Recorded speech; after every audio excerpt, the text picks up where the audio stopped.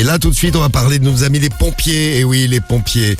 Et ton fantasme ultime, Cariole. Bah ouais. T'as analysé ton fantasme, toi qui es un petit peu psychologue sur les bords? Moi, psychologue ou... Psychologiste même. Psychologiste même. Bah non, parce que j'étais pas autant attirée par les pompiers que depuis que j'habite à côté d'une caserne. Ah, c'est que tu les vois tout le temps. Je les ai découverts, mais là je les vois tout le temps en t-shirt en train de laver leur camion.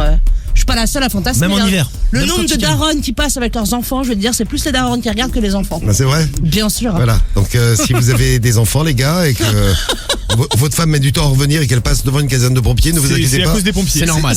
C'est tout à fait normal. T'aimes bien les pompiers, toi, Théo? Ouais, j'aime de tout, moi. Oh, Il est pas difficile, Théo. Je suis simple. Il est très ouvert. Simple et même, je dirais simplet. Basique. Quel bâtard. Allez, la compile de l'actu, c'est pour vous les pompiers. Allez, compile de pompiers dans l'actu. C'est la compile du morning de Diffoul sur Skyrock.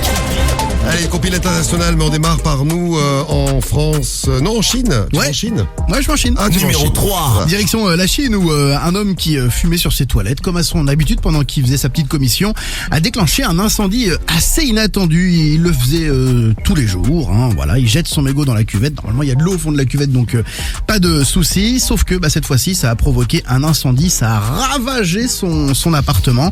Alors les pompiers, bien sûr, sont venus éteindre tout ça. Bravo les pompiers. Il y avait Mais plus pourquoi d'appart quand même. C'est quoi, elle avait pété? Eh ben non, ils ont fait une enquête et en fait, il y avait une remontée de gaz d'égout. C'est très rare, mais ça arrive parfois. Ah, je crois que c'était l'épais, parce que l'épais, ça peut s'enflammer. C'est vrai que ça peut J'ai s'enflammer. un pote qui faisait ça d'ailleurs. Ouais, avec du... Ah, moi aussi, dans les vestiaires. Nous, on en le faisait EPS. au collège. Avec le déodorant.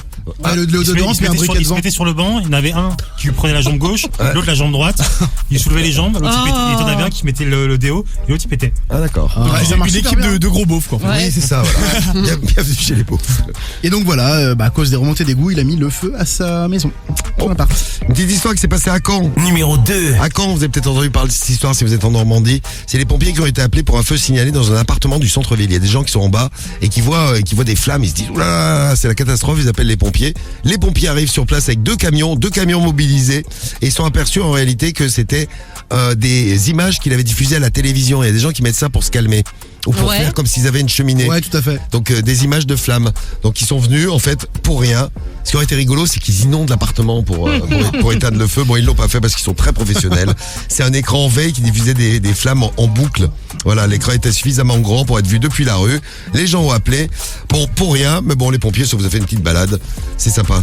Ça doit énerver ça quand on est pompier, que t'as Je pense, une ouais. intervention pour rien. De ouf. Bah oui. Et on passe maintenant au numéro 1 et on reste en France. Numéro 1. Et on va sur la Côte d'Azur. C'est un hypocondriaque qui a appelé les pompiers. Voilà, il a passé un petit coup de fil.